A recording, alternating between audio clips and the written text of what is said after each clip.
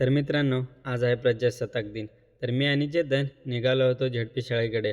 चेतन तर माझ्या आधीच तयार झाला होता. तर मग काय, मी आणि चेतन बसलो हाफ डिलक्सवर आणि निघालो झेडपी शाळेकडे.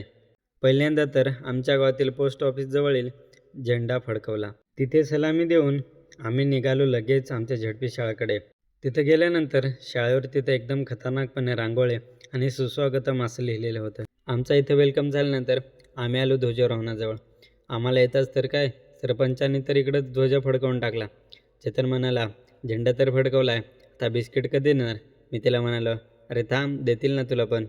त्याला म्हणालो की बिस्किट पुढे भेटतीलच, पण तोपर्यंत तू हे चिमुकलीचं भाषण ऐक. प्रजासत्ताक दिनाच्या हार्दिक शुभेच्छा. प्रजासत्ताक दिन हा भारताचा एक राष्ट्रीय सण आहे. शाळेवरती मला माझ्या बालपणीचा मित्र भेटला. त्याला बघून खूप आनंद झाला, कारण खूप दिवसानंतर भेटत होतो आम्ही. तर मित्रांनो, शेअर करा तुमच्या अशा मित्राला जो तुमच्यासोबत एका बेंचवर बसत होता.